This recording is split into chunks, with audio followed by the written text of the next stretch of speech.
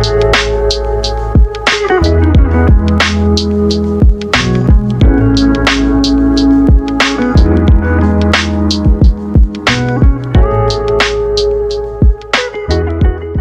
going on, Bradley? Welcome to Selected TV. How you doing today? I'm good, thank you. Thank you for having me. Thank you so much for coming through. Obviously, celebrities in the building, but you know, I'm not going to say anything else about that. But then, so welcome to Selected TV. Of course, the space where we talk everything kicks, everything that's going on, the culture, etc. So, of course, I got you in the seat today because I would absolutely, of course, can imagine. I would love to kind of get your insight on a lot of things that I know that we kind of have in common. So firstly, for those that don't know you, if you just want to kind of introduce yourself to everybody.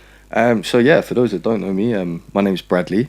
I'm 26 years old, been working for Footpatrol for God knows the last 4 years. So I'm the senior community executive. Nice. So I've been running up I've been running up the community department and talent department for Footpatrol now for the last 2 years. And then before that was not doing the marketing, but helping out on the marketing. I was my manager's kind of number 2 as assistant. And I'm half Spanish, half English. What else do you want to know? Everything. Got everything. Everything, spill it all. Let me go from the start. I was born in Spain. Moved here when I was 6. And then been living in Surrey with my family. Well, not anymore, but lived in Surrey pretty much ever since. Oh, nice. And then moved to London. I mean, my English side of the family, they're all from West London. Okay. So kind of London's never been too far away from home. So then I kind of made the official move maybe like 5 years ago now. Oh, nice. But what else? I'm a diehard Brentford fan, hence why my family all from West London. Nice. But that's a bit about me. Okay, cool. So just in terms of obviously sneakers, how did you kind of get into sneaker? I know we all call it different things. I know you kind of gave me the look like sneakers, trainers. Like what do you call it? Let's get that out of the way. I'll be honest. I call it anything from wheels, crepes, trainers, like treads, whatever you want. What's sneakers in Spanish? Zapatos or tenis. I'm probably not going to repeat that, but there we go. We've got different names for it. So how did you kind of get into trainers, sneakers? Low key, I love telling this story because every time I tell it, I just get the biggest smile on my face just because of the people that were kind of like a part of it in my life. But it kind of started about 10 years ago. Well, no, 10 years ago now. I started getting into shoes when I was 16. Well, growing up as a kid, my nan mainly, my English nan, she's always been obsessed with clothes, always been obsessed with shoes and things like that, and I always used to go with her to like your Debenhams and your Benthall Centres in Kingston and that, doing the rounds in all the department stores, going to buy her a new blouse or something. And as time went on, I enjoyed going. I've always, with that, I kind of always was into clothes. Whether or not I had style was a different ball game in itself. I remember the sort of like 3 button down top man tops. Oh dear. And I'd be out here buying every colour. I feel like the guys when you lot went to Top Man, you guys thought you were the bread and butter. GQ magazine. Come on. You gotta look sharp somehow back then. So like as time went on, I got into things. I didn't really wear it very well, and I used to go around. So when I was sixth form, I used to go around to my nan's pretty much every day. Because she was on my way back to my mum and dad's. So, and she lived in this little flat, and I'd go over, sit in her flat, and she loves Made in Chelsea and like only wears ASICS. Oh, nice. So we used to watch it all the time. Don't get me wrong, I weren't into it myself, but it was just spending time. Don't lie. No. I know you was watching it as well. First few seasons maybe, and I'm not gonna sit here and lie to you, but no. So she loved it. So I used to go around and watch it with her, and one day I don't know who it was in the show. The likely chances it was probably someone like Joey Essex, because he always used to have pretty. I'm gonna sound like a mug saying this now. Can't believe what I'm about to say, but he used to have decent trainers. Don't judge me, well done. But he used to have decent trainers, and at the time I thought anyway, and we saw this one pair of Air Maxes. Okay. And my nan was like, "Oh, what are they?" And I was like, "Don't get me wrong. By this point, I was wearing Top Man plimsolls and stuff like that. Like, I didn't really care what I was wearing on my feet. Not exactly. So so my nan was like, "What are they?" And I was like, "I've got no idea." So we went online and we typed exactly what we saw on the tin, innit? We saw black Air Max 1 with leopard and bright red. Came up straight away, and it was Footpatrol are gonna hate me for saying this, but they would have heard it millions of times. So it was the Office exclusive Air Max 1. Okay. With the all black, with the leopard print kind of like hits on the eyelets, and then like infrared sock liner and a white swoosh, all black, kind of almost like ripstoppy nylon on and Joey ASICS was wearing them. I'm pretty sure. I don't know who it was, but someone had them on. Innit? Oh, right. Okay. Someone had them on in the show, and what it was for me, it was like when we found them, we clicked on the website. Yeah. It was the first thing that came up was a banner above the shoot that said exclusive. Oh, nice. And I was like, the hell does exclusive mean? Like, I mean, don't get me wrong, I know what the word exclusive means, but like, what does that mean in the terms of footwear? Yeah, no, of course. So, me and my nan were like, they're cool. Bless my nan, she bought me them because, and no word of a lie, she said this to me. She was like, yeah, you need to sort your life out. You don't dress very well. Oh, wow. And I was like, Nan. She didn't appreciate the top man tops. She did not appreciate the top man tops. My top man tops and my like bleached skinny women's blue jeans. Oh, it was a flex. Honestly.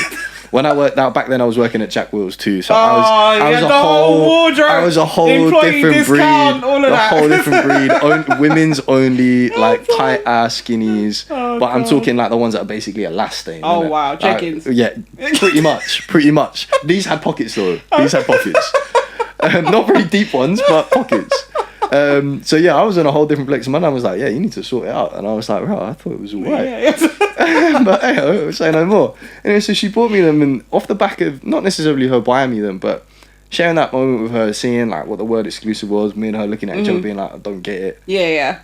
And then started digging, like, typing on Google, exclusive trainers. What does that mean? Like, what events is this? What, and then started seeing events. Okay, like Crep City, how was it? Sneaker Box over in Bristol. I don't know if Sneaker Box is still going anymore. And then, all sorts of stuff. And then I started discovering places like Size and things. And I was like, okay, there's a whole world to this that I didn't even know. So I bought my first pair, and when I started getting into shoes, 10 years ago, it was kind of just about to be the wave of Huaraches. Huaraches caught my eye. Yeah. No lie. They caught my eye. Triple white, triple black, keep them. Yeah. But the size exclusive Huarache with the elephant sidewalls, white mesh, kind of beigey toe. Yeah. Like hot pink and like blue sock liner. Game over. I was in Spain at the time with my dad seeing like family. Yeah. And I remember getting on my phone this shoe and I was like, I need this. Yeah. And then I saw they were sold out and I was like, what? Like, shoes sell out? Yeah. Like, what the hell? Yeah, we have in our head that they were going to be available when we want them. Yeah. I was just like, look, if I'm buying a pair of AstroTurfs for football, I'm not gonna sell out a pair of like whatever they were. Yeah. So I was like, okay, damn, they sold out. So when I got home, I started doing a little bit of digging and discovered a store like Natterjack's, and Natterjack's had this pair of like not bright red, but red Huaraches, white midsole, kind of had a almost like safari zebra kind of not iridescent, but kind of shimmery print on it with a Volt yellow heel strap. Killer shoe. I loved them. Shape was horrendous, but killer shoe. As time went on, I understood this. Anyway, I bought them and I fell in love with Huaraches, and then I all of a sudden was like, I need more. And then not long after, I went to my first Crep City. Okay. And I made it a mission at that Crep City to be like, right, I'm going to go find that size exclusive Huarache. And that was exactly what I did. Yeah. Oh, and nice. You found it. Oh, I found it. I bought it. Nice. And every Crep City since, for probably the next 4 Crep Cities, I only bought Huaraches. Oh, wow. So I was buying colorways that people, like at the time, now I look back, it was so expensive and now worth so little. And it paid me like the Moab pack. I was buying like anything. I started discovering the materials and the ages and all these different releases that been and gone, and I was just like, oh my god, this is amazing. And then as time went on, I started to expand my taste and my interest. And then the big thing for me is that I started seeing people take sneaker photography, right? And shout out Nick Glackin, like such a first of all, serious guy, nicest guy in the world, but him and one other guy he wasn't a sneaker photographer, bear in mind, but there was 2 guys that basically changed my whole outlook on footwear. Nick Glackin you don't know if you've ever seen the Micro Dude stuff, where it's the tiny little people. So remember the Summer of Love 97? They're like the multicolored one. I can't remember the girl that won the design competition for it. Okay. It was the white, orange, yellow. It was based off a Bossman shop. Okay. It said 97p all over. Yeah. So they did a space like an activation kind of display. If whether people have or haven't seen it in size, and it had like this array of little tiny people next to the shoe, and it was like a bit of scenery kind of thing. Oh, nice. So he has this thing called micro dudes. He doesn't do it as much anymore, but he used to create like sets with these tiny people, whether that was painting the tick of the swoosh, painting the swoosh, whether that was like, I don't know, cutting through an air bubble, whether that was just sort of like he recreated the red light district kind of thing, with like Amsterdam's and stuff. Like, he does loads of cool stuff, so that caught my eye, and I was like, oh, sneaker photography, that's cool. And then the one, and he's gonna hate me for saying this if he listens to this, because like he's my boy now. But at the time, I had no idea who he was. There's a guy called Joel Stoddart. Called Joel London on Instagram. Sneaker freaking encyclopedia. Like, ask him anything, he'll tell you it, right? Wow. And whilst I was trying to learn about shoes, I'd ask people questions, and people wouldn't know the answer. And there's no discredit to the person. It's just the information wasn't out there, or isn't that widely out there. And I found Joel's account, and he was inundated with just loads of stories about footwear, history, design language, the designers, all this kind of stuff. And that is where I got hooked. It was like this idea of untold storytelling that people want to know about but can't find. But there's this one guy that I found on Instagram that seems to know it all. How? So I kind of made it a mission to find out where you find this information. Of course. So as time went on, I just became more and more and more obsessed with footwear, to the point where anyone that knows me knows I don't tend to buy, or I don't tend to be massively into a lot of new stuff. Unless there's, I don't know, it's got to be a little substance to it. I tend to go for old. And that's because I love to see where things have gone. And then the newer stuff that I'm more into tends to be performance products, because I like to see where it started to see to where it's been. And then that's where my interest kind of grew. It was like seeing a process of start to finish of like, right, you know, once upon a time, an Air Force One was a basketball shoe, right? Now we're looking at basketball shoes today. Who the hell is going to play? You know, and it's about learning that journey, like what it was about the Air Force One at the time. That Bruce Cookle was like, this is it, kind of thing. And then seeing segments like that outsole, it's like you see the little circle thing on that outsole. You know, learning where that came from. And finding out that it came all the way back to ASICS back in like the 60s. When like Mr. Mizuno, when Mr. Onitsuka basically was eating octopus and saw suction cups and was like, does that work on a shoe? And then put it on a shoe and made what he called the skid grip, Onitsuka's skid grip, which was Onitsuka's first basketball shoe. And it was essentially this idea of that suction cup thing. So it was all these little fun facts that I was like, what the hell? Like where's he getting this from? So naturally I just spiraled out of control, and then just made it a thing to want to work in the industry. Don't get me wrong. My parents were very very big believers. My parents are old school, like many, parents in that generation. They're like, go get a job that gets you money kind of thing. Don't be doing all this kind of jazz. And then, I had many teachers. I had one teacher in particular. Said, you ain't going to make nothing out of footwear. I actually was sat there thinking, like, bro, you teach photography at school. Like, humble yourself. Like, you're teaching people how to use a camera that I can go on YouTube to do. Like, please. So it was like, all these kind of things. There was elements of wanting to learn, but then also wanting to disprove people at the same time. And that was more so on a professional side of things. But my hobby just came through this fascination of trying to discover things that other people didn't know about. And then that wasn't coming from a place of gatekeeping. It was coming from a place of I wanted to share that knowledge. Of course. So the moment I'd find a fun fact, I'd be on my Instagram, typing away. Oh yeah, did you know this is about this? And did you know this colorway is based on that? And trying to share the knowledge, to try and create like an opportunity for people to learn the same way that I get to learn.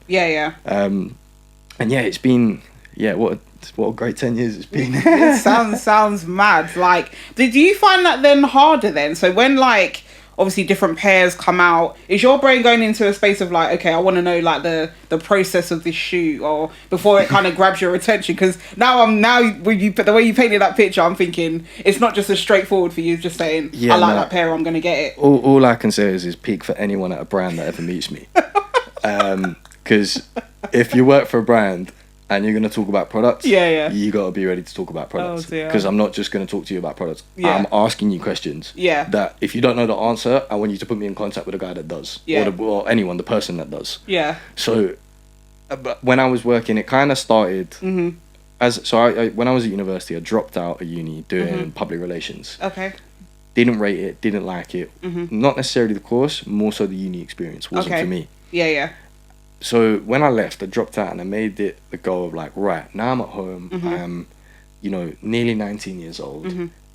I need a job. Yeah. And I want to get into London. I want to work in London. So I got the first job that I could get. I started working back at Jack Wills that I used to work at before I went to uni. Yeah. And the one in my local town. And off the back of that, managed to get a job at Tommy Hilfiger in Knightsbridge. Okay. And don't get me wrong, not that Jack Wills and Tommy Hilfiger were like, means of discovering footwear. But it was being able to be in London. At Tommy Hilfiger. I was in Knightsbridge. I'm not exactly in the thick of it. Yeah. I'm in the thick of something. Yeah. Just not in the thick of what I want to be in. Okay. So Tommy Hilfiger was an opportunity for me to be closer. And now, not necessarily closer to product, but just closer to the scene as a whole. Yeah. And my God, if only my mum and dad knew the amount of times I was not going to work. Really? And going to campouts instead. Oh. I'd be like, I'm ill. So what happens when they're like, oh, how was work today? I'd be like, oh, yeah, good. With a new pair of shoes in my hand. Don't get me wrong, it didn't work every time. A lot of the time I didn't get the shoes. Oh, no. So I remember one time I scribed work to go get the Beams Meter ASICS Gel Light free souvenir jackets. And I got there because they were a JP exclusive initially. Okay. And I wasn't even that big of an eight. I'm sat here with a pair of ASICs. Like, I'm not even that like crazy. I'm not even like, that much of a scruff for ASICs. But the shoe was 1010 with quilted uppers. Oh, so nice. You were involved. I was over there. I was at that shop at like, I don't know, 7. Okay. Maybe a little bit earlier. Yeah. And there was already like 7 or 8 people there. So I was thinking like, okay, say no more. Is what it is. Anyway, so we got in and I won't mention the retailer's name. Yeah.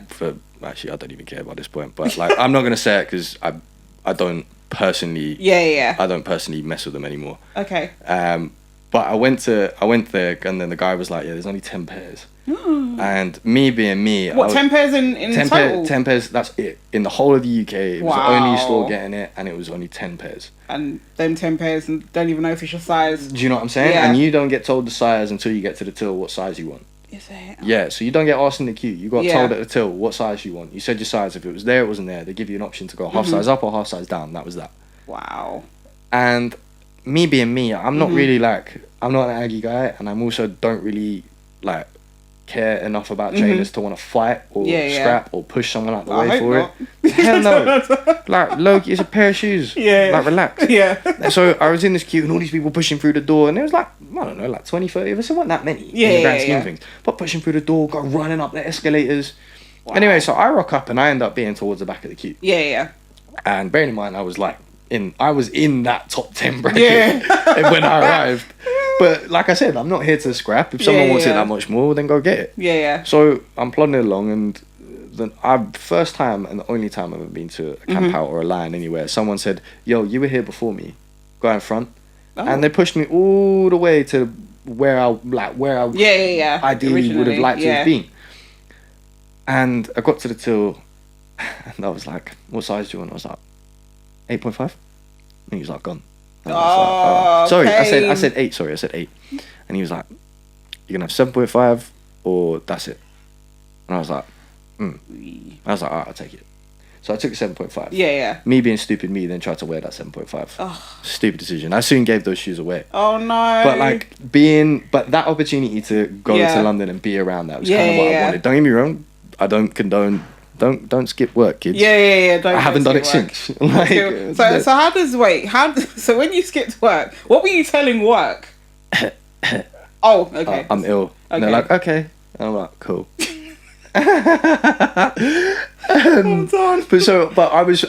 I struck very lucky working at Tommy Hilfiger because I was in Knightsbridge. You were exposed to so many different retailers there, right, and high profile retailers too. And off the back of that, I kind of fell into what I like to call the luxury retail trap. Okay. Now, what I mean by the luxury retail trap is that luxury retailers tend to offer so many more benefits and so much more money for sales assistants on top of commission and things like that. That once you get to a certain point, it's hard to come out because you earn that much more than actually quite a lot of people that work in offices. Okay. And you'd be surprised, especially if you've got the right contacts and you got a good client book, you're making more money on commission than you are on your actual salary.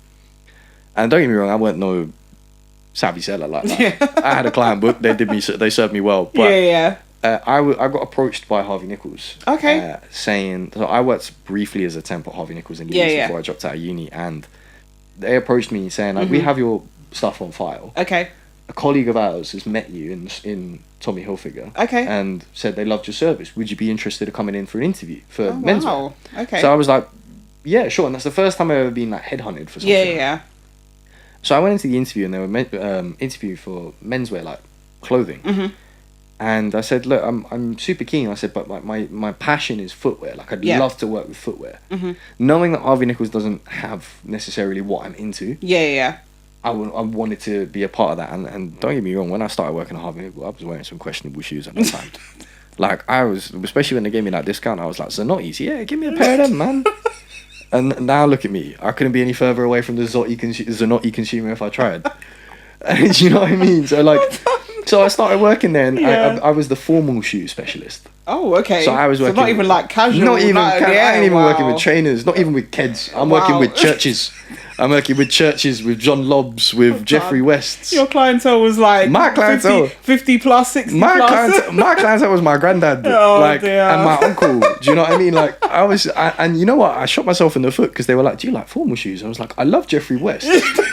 And the only reason I knew the brand is because the flagship store was in Leeds. Yeah. So like, I knew it when I was at uni, and then my uncle wore the shoes. Yeah. So it was the only name I knew. So I was like, I love Jeffrey West, and the woman looked at me. She was like, "Really?" Yeah, I'm done. And I was like, I said to my mum, I said something right there.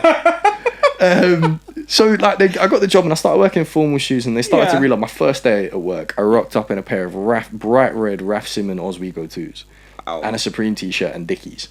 And the lady looked at me, she goes, "You into formal wear?" I was like, "Yeah, but I'm also into trainers." Yes. And then, she's like, wrong department. She was like, "What the hell?" So bless her, she kept me in the formal wear stuff, but let me work more with the trainers and everything. Yeah. And as time went on, I started working across the whole department. Okay. And then became a brand manager for Filling Pieces and for Common Projects. Okay. And off the back of that was when I really started to meet people from brands, and that was where like it really kind of exploded. I met the owner of Filling Pieces. Nice. He invited me to their head office in Amsterdam, so I went over. Went out the office, saw some of the new stuff they were getting out at the time. He invited me to, I think, spring, summer 17 showroom in London. So I'm sat in the showroom just on my own with all these buyers. And I'm just there like, cool, man. Says, "So how do you make this shit?" Yeah. And this buyer's like, "Oh yeah, so I just want to put an order of this many units." And I'm like, "Yeah, but how do you make it though?" Yeah, like, he's like, I don't care about that. I want the units. Yeah. Do you have your units? Yeah. Tell me how you made it. And then like as time went on, so when I started working at Harvey Nichols, it was, and then went to the head office, which was the biggest mistake I ever made, because that was the worst and most miserable, toxic place I've ever worked. Really, it was really bad. And I left very quickly. Like I am a firm believer of just do your probation, and if you don't like it, leave. Yeah. So I did my probation, passed my probation, and by mere coincidence, Brown's just opened their Brown's East store, which unfortunately is now closed.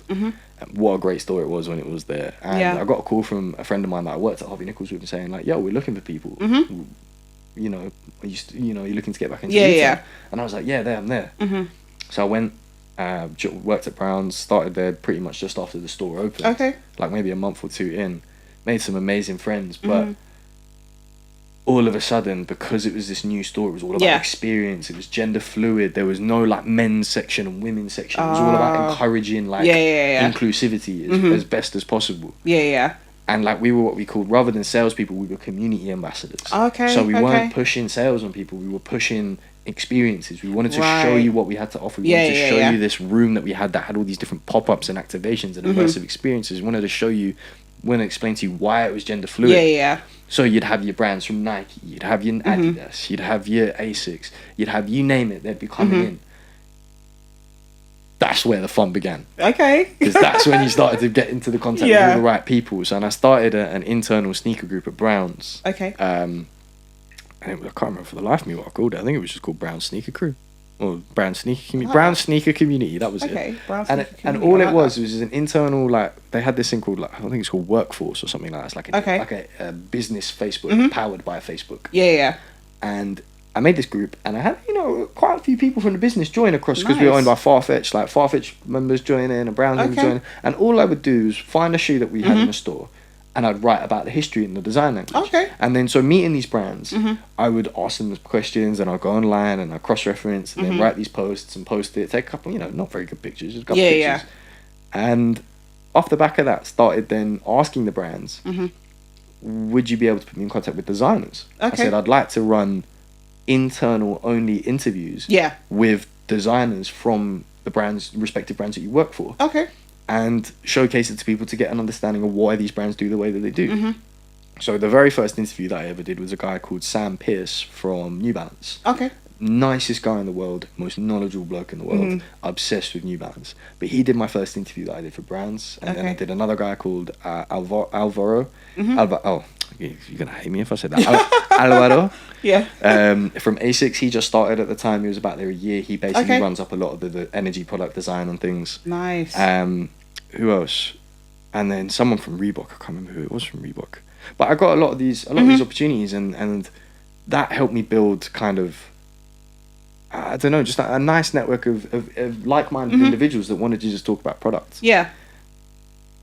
And then Farfetch then decided to buy Stadium Goods. Okay. I got excited because not because of the resale culture, but more so because of what Stadium Goods has. Yeah, of course. It's like Flight Club. It's got everything. And they wanted to run a months-long sneaker pop-up in Browns East called Sneaker Beast. Okay.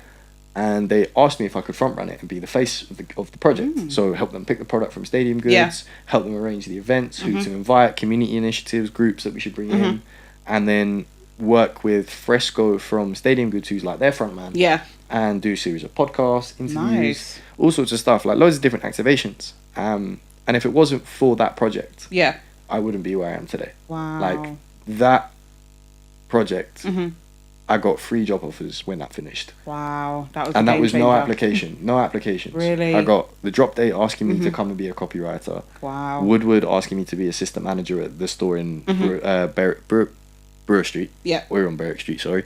Yeah. Brewer Street. And then Footpatrol asking me to interview for marketing exec. Nice. And so I was like, Footpatrol. Come on. Obviously. I mean, I love the drop date, and I knew the guys at the drop date already. Yeah. Funnily enough, this Joel guy works for Joel Stoddart guy works for the drop date. Oh, nice. So we started to meet each other, which I got excited about. Yeah. Because I was like, oh my God, I've been following you since I was like 16. And he was just like, who's this kid, man? It's like this get away from me. dweeby nerd, like, go away. And yeah, like, Foot Patrol was like, we want to interview for a marketing executive. Nice. And I was like, yeah, I'm there.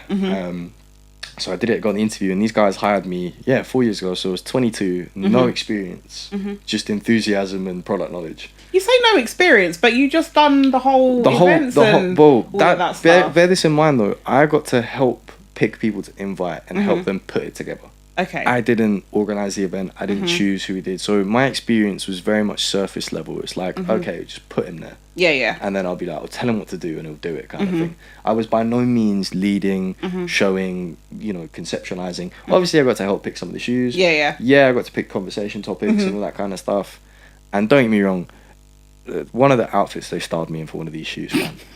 They told me to pick a bunch of clothes from the store to start with. And I was going to wear these pair of Kiko's that I loved. A pair of Kiko gel socket ones, right? Okay. I was wearing them, had this whole outfit planned. And they're purple shoes, right? I got to this shoot. This person put me in a bright red Gucci tracksuit. I sat there thinking like, I was like, this doesn't even go with my shoes. This is not. And then I'm sat in a pie and mash shop. And I was like, I'm here for the pie and mash. Yeah. I said, and Fresco's got this tracksuit to match his shoes. I said, why am I out here looking like a fucking mug, sticking like a sore thumb? So I was like, all right, whatever. But like all that opportunity was incredible. Yeah. Right? Super insightful, and it really put me in a good place to again meet more people. And of course. Don't get me wrong, some of the people that I got to meet, like Dylan Rash, the designer of the Roshi Run. I told that guy I told him my thoughts about Air Max design at the time. My bless him. And this is my thing. This is why I say, if you're from a brand, like, yo, we're talking, ready, innit? Yeah, like, we're talking.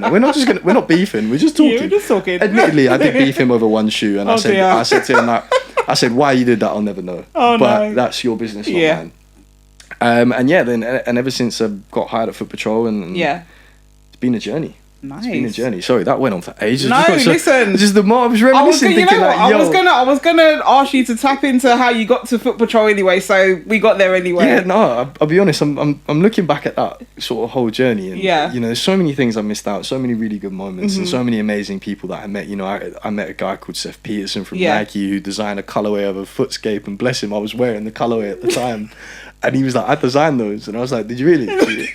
Did you ask him? Yeah. Did you really? I was like, yeah. I said, did you really? He was like, yeah. I would hope that he didn't make that up. No. So I was like, are you serious? Yeah. And he was like, yeah, man. And I was like, so I took my shoe off, got a Sharpie, and said, you saw my shoe? Just on the shop floor. He was like, and he was like, are you serious? And I was like, yeah. He says, no one's ever asked you. I said, right. I said, well, let me be the first, innit?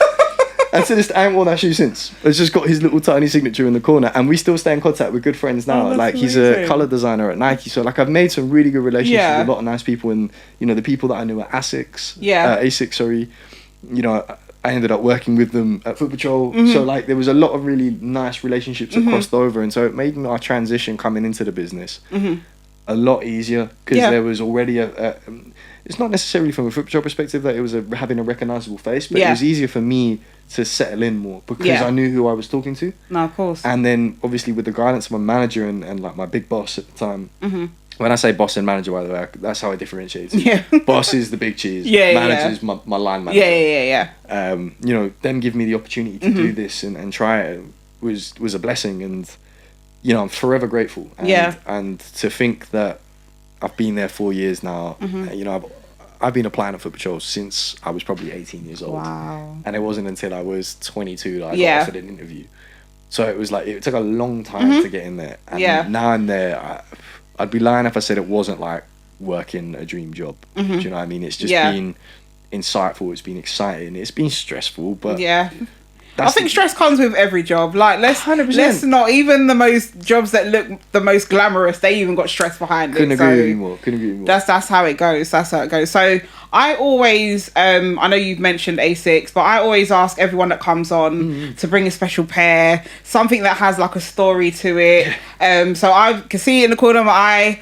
I'm going to get you to grab those and just show everyone, explain what the shoe is, why you've bought it, why it's special to you. All right. So these are, in my opinion, the best gel light free. Guys, he came with it was in 4 or 5 different bags. He was protecting these shoes. So listen to him when he's saying they never come out. They never come out the box. I mean, don't get me wrong. I do wear them every blue moon. I wore them recently to Paris Fashion Week. Oh, nice. Like, I got interviewed for me and my manager got interviewed for Shoe Master Japan magazine. Oh, nice. And when they told us we were going to get interviewed for it, I was like, all right, well, I'm bringing fire. If they're taking a picture, it's like, I'm bringing fire. Because normally I just take I'd either take the bare minimum because I got lots of appointments. Like, I can't please everybody.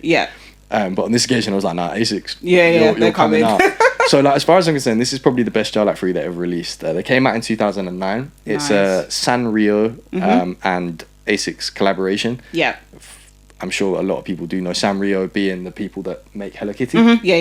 So this is the essentially Hello Kitty stars gel light free is what this is. And main reason it's called the stars is it's got little tiny, you won't be able to see from the camera, but it's got little tiny stars all over it, right? Yeah. With little Hello Kitty motifs and on the heel. There's a code. On the thing, on the tongue strap. Yeah. Inside. It's just, it's got everything. The attention to detail is crazy, and the material mix up is insane as well. But they came out in 2009. Were a Sanrio exclusive. Okay. So you could only get them in Japan or the Sanrio store in New York. And I believe this particular colorway I believe this particular colorway was women's only. Okay. So men's sizes are not, when I say non-existent, I mean try and find another pair. I dare you. Because I spent many moons trying to find a pair. many moons. And even, you know, this was when I was working at Harvey Nichols. I've been trying to find this pair. Wow. And the only person I knew, and I didn't know him personally at the time, was a guy called Tom Sylvester. He was, for me anyway, he's parted with a lot of his collection now, but he will always be to me one of the greatest and biggest gel light free collectors. Had everything. If you ever seen the Carhartt one of one sample, like not sample, sorry, like bespoke, that's his. Okay. And yeah, only person I knew that had a pair was this. I didn't know what size either. So as time went on, couldn't find them. Could find there's a all patent kind of black and gold pair that I've seen pop up here and there. Those ones were more widely available in men's sizes. Not in big quantities, don't get me wrong, but they were more widely available. Anyway, as time went on, I then got to end up working with Tom. So Tom is the head of photography for Footpatrol. Probably one of the best to do it for photography. He's probably one of the last true sneaker photographers left. But my God, these 1010, he's insane at it. And I knew he had these. And it probably was maybe 3 years into working with each other. He said to me, towards the start of last year. It was like, maybe the end of 2021. I can't remember. But he hit me up. He was like, I'm selling some shoes. And I was just like, bruv, like I care. I was just like, I said, you know I care about one shoe alone. You've told me you're not parting with them. And he was like, what shoes that? And I said, the Hello Kitties. He was like, no, that's in there. I said, you serious? I was like, you serious though? Like, don't mess with me right now. Don't mess with me right now. You're playing my feels. And I was like, okay. I said, how much do you want for it? And he was like, I want this. And I was like, say no more. Following morning, I turned up with the cash and said, there you go. Now, anyone would be like, yo, my man was out there shotting on the side. No, I just sold 6 pairs of shoes that night like that. And the moment he told me, I was already on my gram posting pictures saying, like, anyone want these? And just got the money quick, gave it to him the next day. And I said, I want them on my desk Wednesday morning, please. Yes, please. And he was like, yeah, sure. And as far as him and I are aware, this is the only men's size that we know that is out there. I'd love to meet anyone else that has one, because it's literally, I've never found any other ASICS collector that owns a pair. And and for anyone that wants to buy them off me, you'll be pleased to know you can't. I was about to say, there's going to be people now thinking, like, oh, same deal, let's do that. So Tom and I have an agreement, and we've said that the shoe can only stay between us. So look at the money I paid for it. Look at it as a deposit. Right? When I'm bored of the shoe, Tom will return the deposit. And I will... It's like a holding fee kind of thing. Exactly. So basically we exchange the holding fee so that we know the shoe will always stay within our grasp. And we know where the only wearable men's sizes that we can find. I think that's a fair deal. You know what I mean? I mean, they're hella delicate as well now. Like, you know, they're slightly cracking here and there. Like, I put these on when I was in Paris and they snapped a bit. So they're killer. And I don't buy ASICS like that at all. Never have. Love the brand, love what they do. Super innovative, like gel technology. 1010 can't really beat it in terms of comfortability. But this gel light free, oh my days. To this day, I got it out of the box. When I saw you were like, I'll bring your favorite trainer. I was just like, I was sat there looking through my file and I was like, oh, there's so many things that I would deem as like my favorite. I said, but you know what? After I got them out in Paris, I was like, but well and truly, these are gotta be my favorite, or at least in the top 3. Did they go off in Paris? Like when people in the ASICS showroom, ASICS pods were moving mad. ASICS pods were moving mad. I had designers left, right, and centre being like, I didn't know they did men's sizes, and I was just like, bro, neither did I. I said it took me however many years to find one. Like, and there's, you know, they will give me all these little inside scoops, and they says, and this and that and the other. And they were like, where'd you get it from? I said, oh, there was only one other guy that I know that had them. And they all said, it was like, Tom. And I said, they knew. Everyone knows. Anyone at ASICS knows Tom. Because of how into the brand he is. So they were like, the only guy that they knew that had a pair was Tom. So it was like, where'd you get your pair? I was like, from Tom. And they were like, oh. Nice. And you know that was great. Like even when we did the Shoemaster Japan stuff, whenever that, I don't even know if I'm allowed to say that. Well, I've said it now, is it? It's out there now. It's out there now. coming out to a Japanese bookstore near you. Nice. On the opposite side of the world.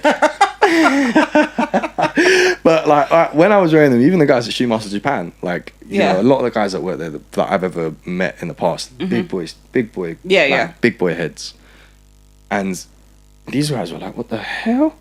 Like I've never even seen this," and I was just like, "Bro, a lot of people haven't." Yeah. And that's what I love about them. It's just there's such like gel light freeze have been such a popular shoe. Yeah. But no one seems to know that this existed or knew that it was ever like I don't know. Just it seems to be a very untold story. Yeah. And I just love them. I love Hello Kitty. Like I got no shame in saying that. No shame. I love Hello Kitty. Hello Kitty and Doraemon. Yeah. They're like my two favorite little caricatures going on. Yeah. So this for me was like, I need everything. Oh, I've just noticed now for the first time ever, even the inner sole has stars in it. Ooh. I didn't know that. Well, now I'm learning something new. Yeah, see, there you go. No, you're seeing things in different angles, looking it down like this. But that's definitely up there in terms of special pair. It's going to be hard to top, guys. Whoever's on next, good luck. I'm just going to say that. So I know that Foot Patrol. Was it sort of last year you celebrated your 20th anniversary? Indeed, Come on, Foot Patrol. Come on. And I know that you did a collaboration pair, special pair. So it was the Adidas Campus pair. Yeah. So I just out of curiosity, why that particular silhouette? Is there like a kind of backstory as to why that particular pair was chosen for the collab? No, for sure. I mean, obviously last year was crazy big year for Foot Patrol, and you know we were fortunate enough to host our 20th anniversary exhibition, showing people the kind of like backstory of Foot Patrol. And don't get me wrong, what I'm going is leads on to why the campus is a thing. But that lineage of Foot Patrol and giving people kind of a holistic scope of the collaborations and the projects that have and haven't come out over this kind of 21 years now. But we wanted to try and give you an understanding as to why we work on certain things. Now we also teased collaborations that were coming out. Unfortunately, you know, it's no blame of our own. We wanted our 20th anniversary shoe to come out on the 20th anniversary, but COVID backlogged at factories, unfortunately, messed up a lot of stuff. Do you know what I mean? That's why the shoe says 2022 still on the shoes, because you know we want it to be related to that year, even though it only came out fairly recently. Now, since Foot Patrol's inception, the most done or reworked, better put it, most reworked shoe that Foot Patrol has ever done is the Campus. So they started off with 3 pairs of Campus in the original St. Anne's store. Believe it was mustard, iron, and burgundy pair. And they came with like little sweatbands and stuff like that. Really, really great. That mustard pair, I believe the mustard pair was deemed like the most limited. And I stand by it. It's probably one of my favourite Foot Patrol collabs. It's just so clean, and it has these sort of white Adidas stripes on the outside, and then on the inside, one side, I can't even remember now. So many bloody Campus. But basically, like it was alternated. Stripes on the side. So one side was white and the other side had like an animal print of something. So it was either snake skin or like croc skin kind of thing. Not real faux, of course, but it had that texture to it and a bit of shimmer. And then come 2012, we did the Adidas Campus B-side. So it was a navy version. And that was kind of going off those 3 initial ones anyway. So we stuck with that same mismatch sort of stripes, except we went with pony hair this time, and that had a kind of like leopardy kind of print, almost monochromed in with the shoe, so you couldn't really kind of see. You had to kind of you got to look at it to see it. So naturally as time went on, when the guys pitched, I say we because I don't work on the design stuff, but when Matt and Ashiba, our designers, Ashiba's been doing Foot Patrol's collab since it reopened on Berwick Street, pretty much till present day, so shout out she's a real one. And then, you know, Matt, who came in, used to be the store manager at Foot Patrol, and then came in to be our Ashiba, part of Ashiba's team on design. When they pitched to work on a campus, it funnily enough, coincidentally fell on an anniversary of the campus. Oh, wow. So Adidas were all game. Now, we were all game because we wanted to, you know, rework a shoe that has just been so important to Foot Patrol.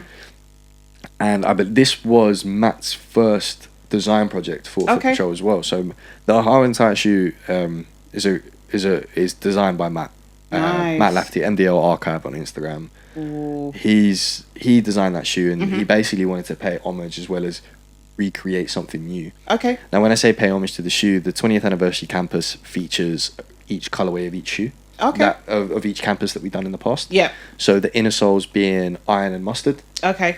I believe the mustard is on the right foot, the iron's on the left foot, and then you got details. The burgundy and then the navy tongues, and I believe the navy tongue is the right and the red tongue is the left. If I'm wrong, here's what it is. He's gonna go home now and check it out. You watch. I will, and I'll go like this. I got it wrong. So that was kind of our homage play to it, and then on the heel tabs, we then I say the heel tabs. The rest of the shoe we then want to try and elevate it but keep it clean. So we went for Matt went for an all clean cream aesthetic. Yeah. With mixed suedes. Okay. So sort of super clean brush suede on the sidewalls, and then going for like crazy bushy suede on the toe box. And then wanted to get the swooshes. My God, man, the swooshes. What am I on? The stripes on the sort of lateral side, pony hair, kind of to try and pay homage to the 2012 pair. Yeah. But it was all done in like a cream pony hair. Okay. And then on the inside, people don't kind of realize it. They think it's sort of basically the inside, the medial side of the shoe is cut out stripes, but not cut out stripes to just cut out stripes. It actually exposes the sock liner.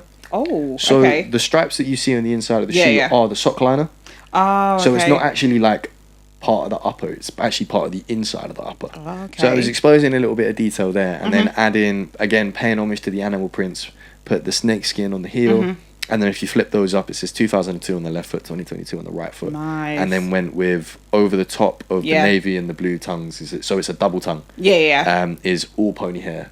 Cream to match with the stripes. I nearly said it again then.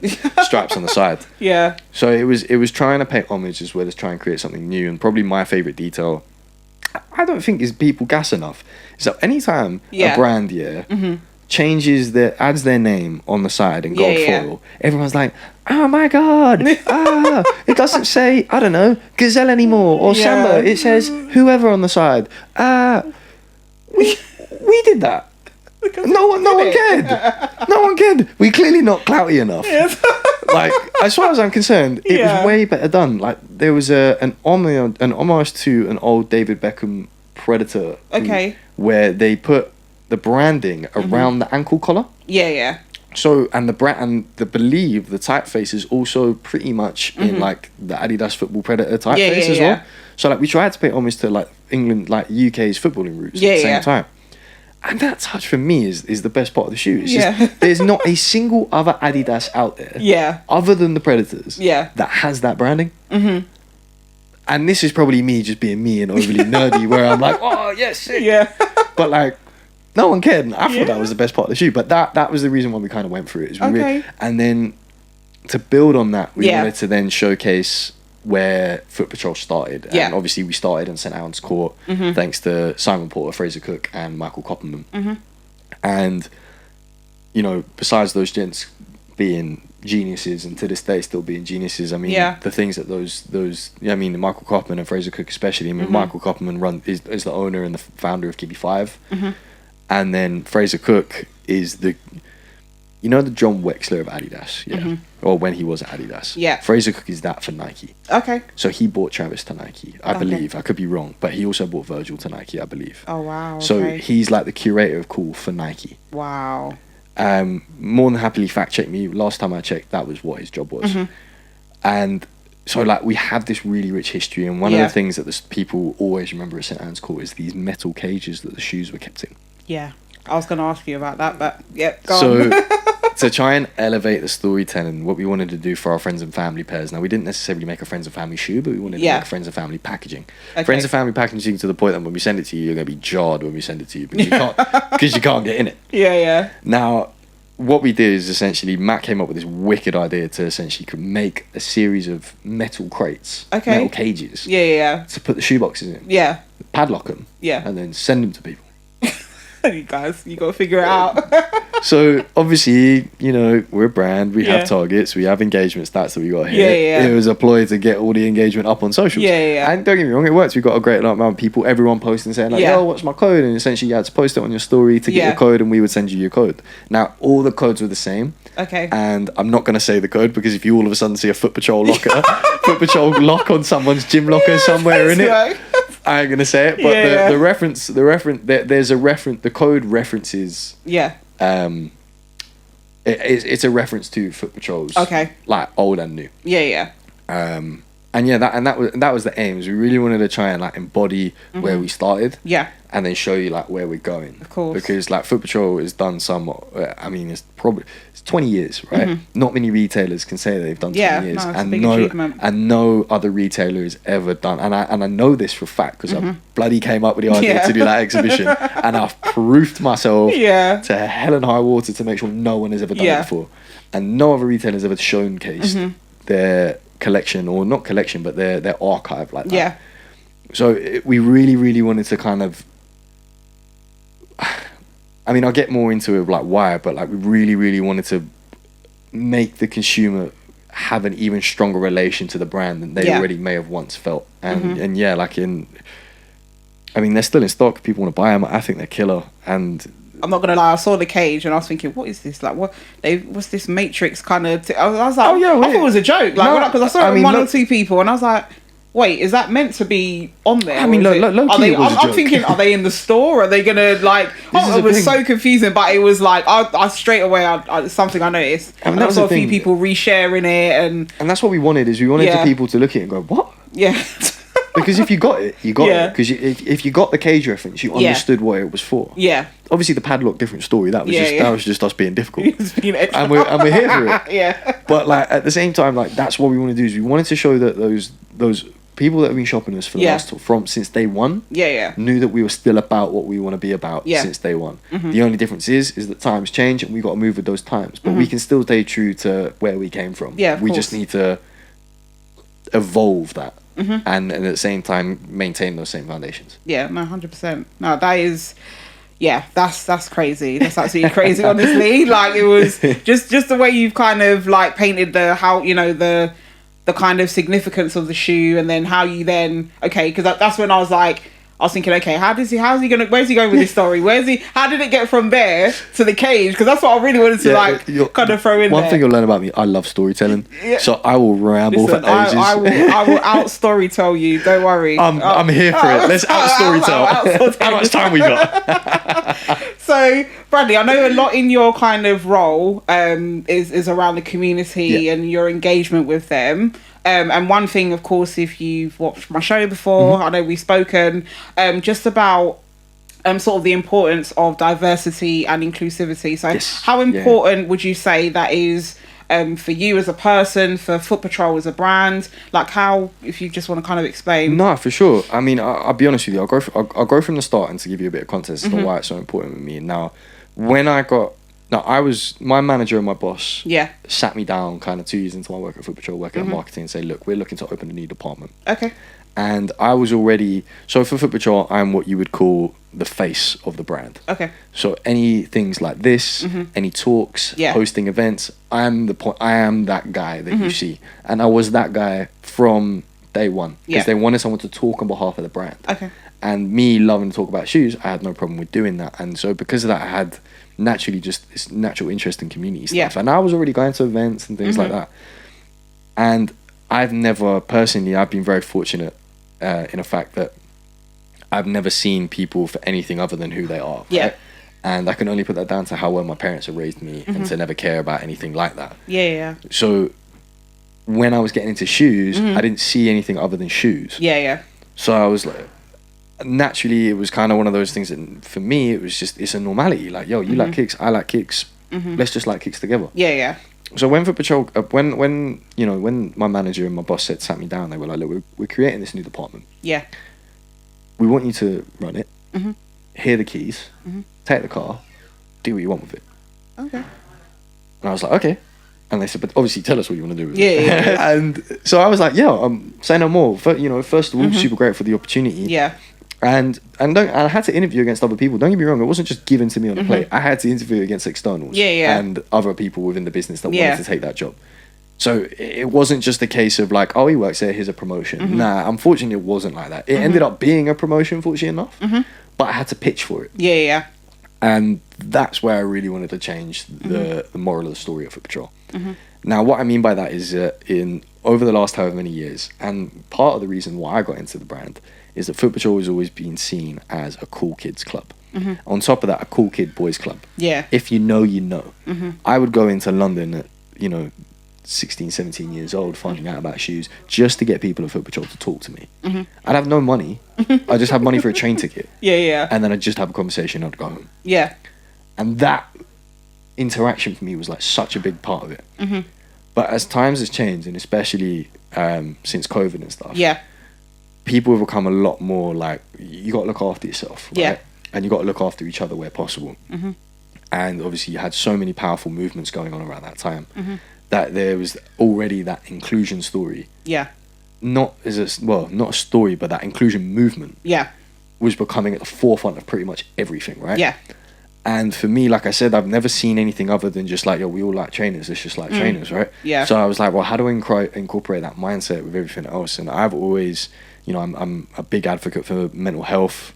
I'm a firm believer of mental health doesn't discriminate. Do you know what I mean? It affects everybody. So like that for me, again, was another thing of like, why should we discriminate about others? And what I basically, and this is what I said, this was my pitch. And I said like, Footpatrol has always been seen as a closed book. Right? A cool kid, cool kids club, boy dominated, closed book. That's not cool anymore. Yes, that got me into the brand. Yes, that's what got me excited about wanting to go speak to people at Footpatrol. But that is not what's cool today. And if we're going to continue with that mindset, and we're going to continue with the mentality, so we might as well just forget about ourselves and move, and be stuck in the past and not move with the times. Now, I'm not saying we've got to do it for trend. I'm saying we've got to do it with purpose. And that's what I said. It's like, it's about purpose, about authenticity. It's about doing it for the right reason. I said, so I'm not creating an apartment to push product stories. I'm creating an apartment to push people. Because people deserve the opportunity more than the product deserves the opportunity. Absolutely. The product is not going to be making us money. We got to make our own money. We got to make our own way, whether that's in our own professional lives, whether that's in freelance, whatever that might be. So how can we support those individuals? Not only that, not only just supporting individuals, but how can we support stories? How can we support movements? How can we create a set of core values for Footpatrol that we can year on year support, which is currently what I'm in the process of doing. Is I'm in the process of trying to create what, it's not the official, but I'm trying to create somewhat of like, let's say, a Footpatrol foundation. A core set of people that would like the brand can be beneficiaries for year on year, that we can support, things that we stand for, that we believe need the help. And I basically said like, that's what I want to do. Is like, the community is more than just selling people shoes. Shoes sell themselves. People need help. Right? So, and as a brand, we have 20 years lineage. We don't need, so this is the thing is, other areas, other community managers. Now, don't get me wrong, I say community and talent department because that is technically what it is. But talent to me is not influencer marketing. And I said I'm not doing influencer marketing. Unless a brand explicitly tells me I have to, I will not do it. The main reason being is because I don't necessarily think they need the help. They're already getting to do what they do. Isn't they're going to get another brand contact them to get them know. They're not helping me sell product. Respectfully, putting a post on Instagram doesn't drive any more sales through my tool. And then at the same time, you don't bring any more clout to Footpatrol. I'm not saying that people don't have clout. I'm just saying that the brand's been here for 20 years for a reason. Okay, yes, we're owned by JD Group, and that would have helped and all that kind of stuff. But that doesn't change the fact that we're still here. Regardless of whether or not we could be doing crap within JD Group and the company get rid of us. Do you know what I mean? So there was an element of it was like, right, we need to support individuals that have been supporting us. And that goes across anything, whether that is diversity and inclusion, whether that is mental health, whether that is just creating features for people with someone that's just trying to get their foot in the door and get their first steps up. So the main reason for me it's been so massively important is I've met so many amazing people in my life, right, that have never judged me for anything. So for me to judge someone else for something as ridiculous as like where you're from, do you know what I mean? It's counterintuitive. Like for me it's like I said at the start, it's we both like trainers, right? So why don't we just get into trainers? Why don't we just get into sneaks together? Like, that's all it is. So I really wanted to try and create this all-inclusive space for Footpatrol. Now, a common misconception with growing a community with people, and you know, people I'm sure can take this as an indirect par, and by all means do. I'm happy for it to be a par. But I ain't giving you product. I ain't giving you access to product. I ain't backdooring you nothing. And respectfully, I ain't giving you a raffle win either. You can beef with the rest of the man on the online raffles and the rest of the online installs. You can fight with the bots. Because respectfully, you don't deserve another shoe any more than anybody else. The only people, in my opinion, that deserve a pair of shoes are people that have no access or the people that can't afford. Full stop. Right? If you're going to tell me you deserve something because you like it more than somebody else, then respectfully humble yourself. It's a pair of shoes. And this is coming from someone that I am 10 years deep into collecting. I have nearly 300 plus pairs of shoes, right? I'm not going to fight any man or discriminate over someone because you have or don't have something. And same with knowledge. So it was like, take that aspect out. We don't need that aspect. We don't need to provide. Look, I have to do seeding. That's part of my job, right? For stuff that, you know, if you want to take that salty, take that salty. But that's the job. That's the game. Every retailer, every brand does it. Whether you get one or not is kind of not my problem, low key. But we're trying to find out spaces. We're trying to tread our foot and put our toes in waters in spaces that really want that help. And so, for example, working with like If You Care Share Foundation. So mental health charity that specializes in suicide prevention. Now, a lot of their work is done in the Northeast, but they span up and down the country, and they work with all the different English football clubs, everything. You know, we have done work with Matthew before, the guy who founded If You Care Share. But he ran from County Durham last year, so above Newcastle, to 10 Downing Street. Oh, wow. He ran back-to-back marathons for 11 days. Right. I'd have to take an Uber halfway. Do you know what I'm saying? I met him on the last 10K. Wow. Right? And we sponsored that whole project to be a part of it, because we think the message that he was doing, he was just trying to get working, and this is a guy who runs a charity, working with, I think it was nearly 10 different other charities, all writing a statement to give to Liz Trust, give her a letter which clearly wouldn't have got anywhere anyway because she weren't there for long enough. Listen, I think by the time the letter got there, she was out. Anyway, 100%. So the whole plan was for them to bring this letter to get on suicide prevention on the next level up bill. So we sponsored that, you know, and then there's other things like International Women's Day, right? Super key, important story. And one thing, and I will never forget it, never, ever, ever forget it. I wanted to try and do an International Women's Day story, and this is what I say by being authentic in what you do. I pitched a working with some people. I got told, you know, we're around 364 other days of the year. You don't have to just work with us on International Women's Day. Oh, wow. And that to me is stuck with me, and I will never forget it, because the first thing I said to myself was like, nah, you're right. You are bang on. Why am I approaching you now? I could have approached you yesterday or tomorrow. So ever since we've done that, switched my mind. Right. 100%. When I'm working on these projects, who are the people I'm going to be working with? Now, can I bring people in to offer that guidance, to offer an insight that I don't necessarily experience? So diversity and inclusion for us is more than just looking like we're diverse and inclusive. Diversity and inclusive art is making sure that whatever story we tell is told in the lens of that individual. So, for example, International Women's Day campaign that we did this year, we worked with the Spring Agency, an all-female run agency. Shout out Spring Agency. Hold tight Spring, hold tight Beth and Izzy. But we worked with them to be able to tell an authentic story through the lives of people that have faced these same stigmas that I personally would never have faced myself. Because it doesn't make sense for me to tell that story. No. And the same goes for when we did our Disability Awareness Month campaign last year with Open Book. The most emotional probably campaign I think I've ever worked on. There were things in there that I never ever thought I'd have to think about, right? Whether that was accessibility being a big thing. Again, down to my own experiences. I don't think about that myself on a day to day, so why would I think about that when I'm working on it, right? And so what I'm thinking about isn't even the like anything compared, like it doesn't even touch the surface, right? So it was like, right, when we work with Open Book, I want Chris from Open Book to be working on every single aspect of what I do to ensure that everything that I do is told in the right way and is done in the right way. So all the way down from picking the location for the event. And you know what? The location minorly shafted me. because I needed a double door for wheelchairs and power chairs to come through. And I ended up having to pay extra to have a separate room that had the double door. Crazy. And I was like, mad. Yeah. Like that, again, something I wouldn't have thought about on a day-to-day. It's true.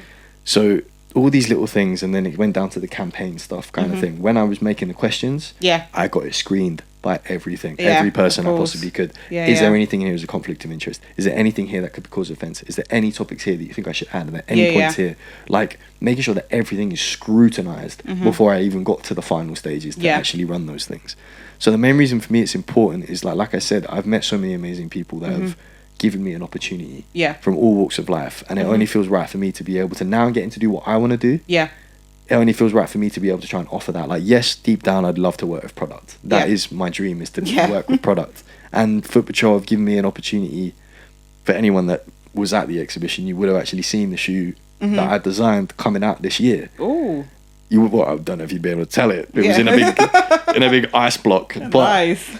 But so I've always wanted that. That's my dream. But until I get to do that, why not fulfill other people's? Why not give people that opportunity that I didn't get to have? Like, it took me that many years just to get an interview. Why not give that opportunity to the person the interview now? Why not give them the opportunity to do something now? Not 4 years time or 5 years time like I had to wait. So that's kind of what it is. And there's so many powerful people and so many incredible people that we're working with and going to have worked with and going to be working with that have these really, really amazing stories.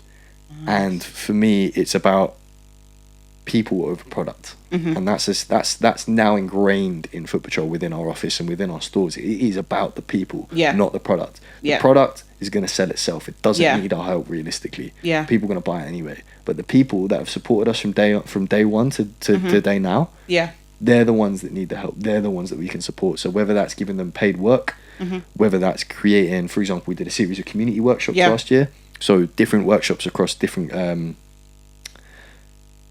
aspects of the creative industry, so copywriting, image making, marketing, and each winner of those groups, they all fed into one another to the point where all of them ended up with an official community Footpatrol collaboration that they can then have on their CVs, they have on their portfolios. It's trying to build that and give people that opportunity that it's a who you know industry, right? It is, definitely. So how can we break that down? How can we break it down to what you know and what you've done? No, that's true. And that is kind of how I try to approach what I do with Footpatrol. It's like, how can we create that insight? How can we create that opportunity? How can we create that next step forward for someone to get to do what they want to do the same way that I want to do what I want to do? I was given a job with no experience. So how can I offer that? Don't get me wrong, I can't offer employment. But I can offer something. They're gonna be in your DMs like, yo, give me a job. If I could do it, I would. I really would. Like, I'd really, I've been exploring frantically to find ways to run internship programs for Footpatrol, to offer young kids in sort of like in lower income areas of London to have work experience with us. Like, that's something I'm really trying to do, and you'd be surprised how hard that is. I feel like times have just changed when it comes to those kind of opportunities. Like, I feel like that was around a lot more like back in the day, not necessarily nowadays. Massively. So that would be a really big thing. This is the thing, right? And that again goes back to this community thing. Is like, community for me is not just footwear community. It is your local community. Of course. So how can we support local businesses? So when we do dinner sometimes we pick the restaurant just to help the restaurant. Not necessarily because it's glitz and the glam. It's because the restaurant needs the footfall and they need the money. So let's get them in there. You rinse the bar tab, you got more people then paying more for drinks. It helps with them business. That's true. And it was the same when we worked with the Taking Shape Association for the Adidas ZX 8000 Germany and ZX 9000 Citrus. We worked with Robert Brooksy and a friend of his called Kevin Stewart. Now, Kevin runs Taking Shape Association, which is this amazing like organisation that runs kids summer camps, but kids summer camps for kids in gang torn areas of London, kids that are at risk of being groomed.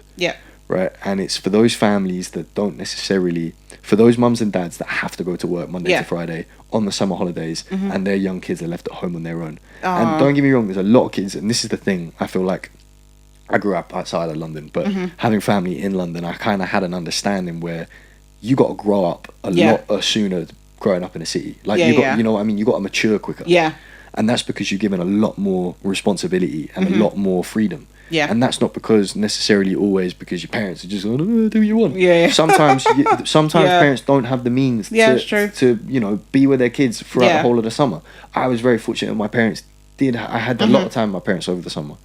So it's like we created this with him, created this 2-week-long summer camp for kids in gang-torn areas in London that are at risk of being groomed to help those families.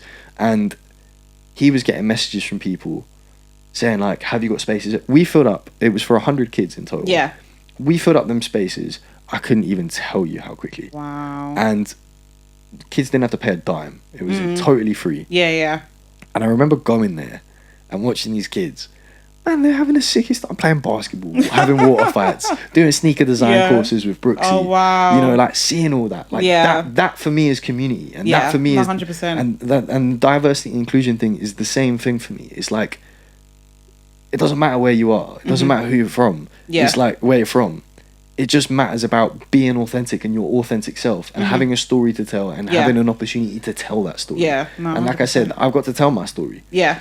Now it's other people's turn to tell their story. And if I can facilitate an opportunity, well then I'm on that. Yeah. I can't do it all the time. I've got to get things signed off too, don't get me wrong. Yeah.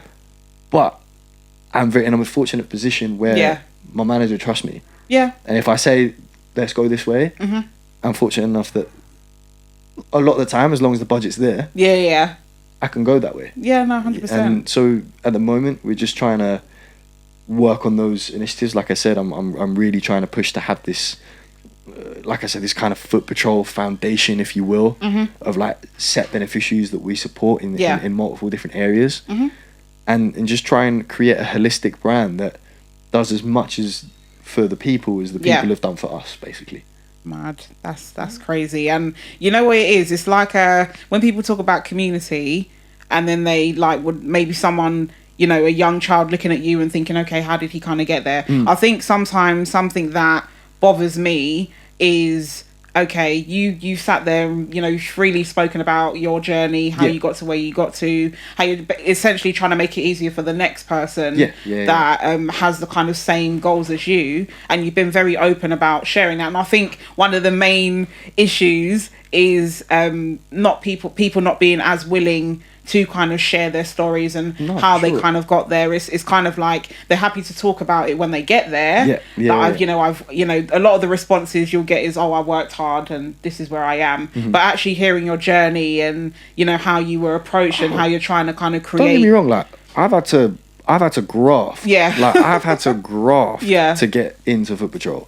Like, don't get me wrong, none of the jobs that I've worked at were easy jobs. I've been called and so many people in retail will understand this. I've been called things by people that you wouldn't call your worst enemy. Wow. Because I don't have a shoe size. Yeah. And this is the thing, is when I came into this community role, my biggest pet peeve is the entitlement that people seem to carry on their shoulders. I don't care. I don't care where you're from, how much money you got, what you know. You are no better than any other human in this planet. You're just not. You're not. Yeah. So, and this is why I'm saying is like, take the product out of it. Yeah. If the product is what's making things toxic, well then let's not focus on the product. Yeah. Let's focus on the people, because 100%. the people aren't being toxic. Yeah. I mean, don't get me wrong. Some people are being toxic. But, you know, the minority unfortunately outshines the majority of people, right? And it is a minority of entitlement. A bit like people who feel entitled to be able to say things, you know, gatekeepers. Yeah. All that kind of stuff. Like, look, if you want to gatekeep, innit? But don't make you cool. Yeah. Do you know what I mean? Yeah. It's like, okay, cool. You have, I don't know, all of the Pata Air Max ones, or you have, I don't know, a college dropout Air Max 180, like a sample. Yeah. Do you think that makes you better than me? What, you found something that I couldn't find? Congratulations. I can go and do a treasure hunt, innit? And we'll probably do the same thing. Like, it's one of those things is what I really wanted to try and push on people. It's like, don't take life too seriously. Yeah. Like, do what you are passionate about, but at the same time, like, I'm a firm believer, like, what comes around goes around, right? And I'm not saying I help people in hopes to be helped, but I have a good moral conscience of myself saying that I've tried to help people as best as I can. I think that's kind of what I really, really, really wanted to try and push Foot Patrol is get out of this, we're too cool for you, like. And that's not, no, we're here for everybody. We're here with open arms, and we want to help you as best as we can. Like, I want people to be able to come into that store and chill and chat. And like, don't get me wrong, and I'm sure the guys in the store after a while probably get triggered being like, yo, this man's still talking. Why are you here? But like, at the same time, it's about creating a safe space. A safe space that people feel like they can come and talk no matter who they are, no matter how fresh into the game they are, no matter how long they've been into it. I want you to feel a part of the community the same way that I felt a part of the community when I started, right? And one of those people for me was, may he rest in peace, but Rowell. Like, I met him at Victoria train station, right? And he was probably the first guy I probably ever met in like London's footwear scene. And you know, I can't sit here and say that we were close friends, but like I was fortunate enough to call him a friend. And I walked up to him and I said, like, yo, you got Jeff Staple like Puma suedes on. Like, that's crazy. With the pigeon, when the embroidered pigeon, I said, I thought that was like a US exclusive. He was like, yeah, I've got a friend. And we was coincidentally getting on the same train. That open heart and that open mindedness of speaking to a newbie, to a guy that's got plugs in the States getting shoes that you didn't even know you could get, and he just wanted, and he was just nice. So that is the ethos that I want to embody within this community role. And a lot of people think I run the socials for Patrol, innit? Like, socials don't mean, community don't mean socials. Social means social. Bigger than that. There's a social media manager, and then there's me. A lot of social roles do get called community roles because they think community engagement is texting people on Instagram. Respectfully, it's not. Like, that's clickbait. That's engagement. That's getting your stats up. Building a community is building something that is supportive. That you can nurture. That if you're having a tough time, you can fall back on it. If other people are having a tough time, they can fall back on. Like, I want someone to be able to, and I'm grateful for some of the people that I have met, feeling that they can come and talk to me. Regardless, I like I said, kind of before we started this, is I don't want people to think because I work for Foot Patrol, and don't get me wrong, I'm not saying that I am, but I don't want people to think like, oh, they work for a brand, they're like too cool this, or I can't talk to them that kind of thing. It's like, no, we're the same. Like, I'm into trainers the same as you. Like, let's talk, let's hash it out. And if we become friends, we become friends. And if you feel comfortable to share with me like parts of your life, I'm grateful for that. And I want to know that because I want to get to know you. Of course. And I also want to help. And like, whether that's just personal, whether that's through work, it's just about being there for other people. And that's kind of, fortunately enough, now become a really big part of Foot Patrol's brand image over the last 2 years. And something I'm very, very proud to say that I've got to try and look. Other people could disagree, right? And we're all allowed our own opinions, but from my perspective, from the feedback that I've received, from the people that I've spoken to, and the individuals that I've got to work with, and just some of the randoms that have no affiliation with footwear, who have reached out to me on places like LinkedIn, acknowledging the work that I've done. I'm proud to say that we've made a difference in some people's lives. And at least one person's life, which was all I set out to do. Is like, we just wanted to change one person's life. If you can change one person's, that's enough already. That's enough for me. Anything else that comes after that is a plus. Trust me, that's rad. So what would you say is kind of next for you? Or I know you've spoken about a lot about what you're trying to kind of achieve. Is there anything kind of coming up soon, or projects or anything like that you're kind of working on? I mean, the big thing for me is, obviously, I can't tell you the shoe. Can I say? I'm trying to dig for an exclusive, guys. You know me. I always try and get the exclusive. This will be an exclusive. This will be an exclusive, and I'm not breaking any NDAs because we've actually shown the shoe already at our exhibition. So we've got a Carhu shoe coming out, called Fusion 2 coming out. Now we displayed it on the exhibition. And I won't tell you the details of what it's based on, all that kind of stuff. Because then that'll ruin my part of storytelling when it comes.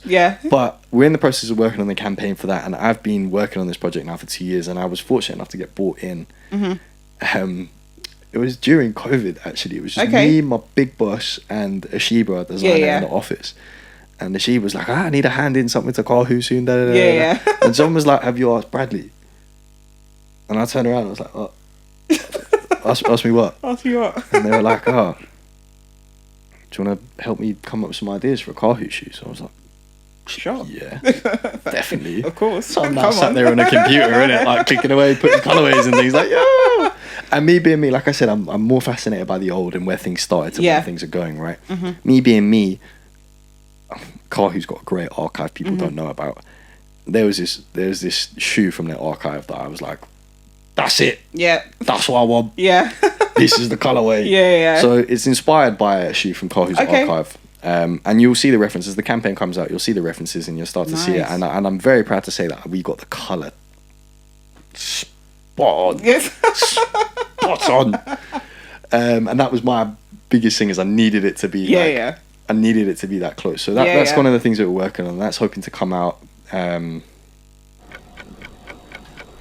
don't even think we have a date yet. Coming soon, guys. It's coming soon. It's coming soon. Coming soon, guys. It's coming soon. But that's kind of the big thing that I'm working towards in terms of like a passion project. Like I said, I've always wanted to work with product. Yeah. And getting to work from design through to, you know, creating the marketing campaign to then doing, not that we're going to be doing a lavish activation, I don't think, because the budget won't stretch it. But, you know, and then having an activation and bringing people together for it.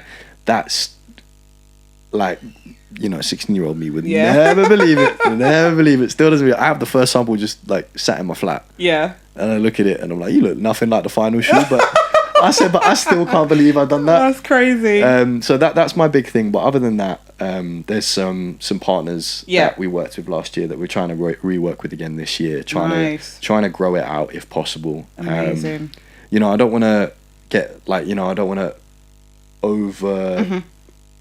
Basically, I want to make sure that I'm doing it, so I don't want to over explain and say what it is or how big it's going to be. Like my aim is to try and grow it. Whether that's possible, I'm not sure yet. Obviously that just depends on if I can get, so I'm in the process of trying to get some external partners to support the brand for the initiative, and it's getting there. Cool. Slowly but surely, but we hopefully towards the end of this year. So it's but that Kahu shoe that we showcased at the exhibition, I'm saying that multiple times by the way, so that if my manager hears this, he can't go and I'm like, but we showcased it. Yeah, you definitely did. It's coming soon, guys. I said I see the display still sat in the office. We showcased it. That's what I'd. Bradley, thank you so much for coming on. Thank you. I'm sure, guys, we took away some gems there. Remember, he's about the product. You see what I'm saying? So anyone out there that don't know about their shoe, I'm sure you got the questions for them. I'm sure I've got an answer somewhere. So, of course, again, for those that may not know Bradley, I don't know, Bradley, if you want to just kind of share your socials so where people can find you. He's not going to bust you no free shoes. So get that out of your head. Don't be DMing him asking for free shoes. It's not going to happen. But if you want to share your socials, I love that. No, for sure. I mean, first of all, thank you massively. It's been sick. Man. This is definitely. I didn't realize how much fun I was going to have in this chat. It's been my pleasure, honestly. It's been great to reminisce. Like, you know, I do forget when the stressful times in this industry come. I do forget kind of like where it started and where it's got, and having opportunities like this to reflect. Does make me feel 10 times more grateful, and if anything 10 times more motivated to try and elevate more what I do. Like, I already have a billion ideas running through my head thinking like, but now I can do this. Wait, but I can sitting there, I can hear you, I can see your my mind is ticking. You think it's my rings clinking together. It's my brain. But no, like socials wise, Bradley Martinez, that's with a Z _. It says Prospector Pinecone, meat wholesaler, picture of a bunny rabbit, that's me. It has, you won't find my name on there, innit? So other than my tag. But that's me. If you want to read stuff about boring shoes, it's a lot of running shoes at the moment. But that's because I'm massively into running.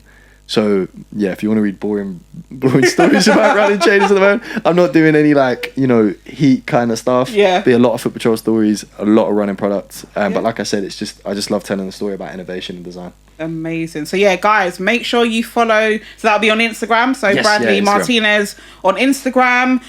We've come to the end of another show, guys. A very, very insightful show, guys. Honestly, I took notes as I was taking notes. I was taking notes. I have been your host, Creparella. Make sure you follow us on Instagram. So it'll be Creparella with 2 A's, and of course our selected page. Make sure that you like and subscribe and ring that notification so you don't miss another episode of Selected, and we will see you on the next one. Peace.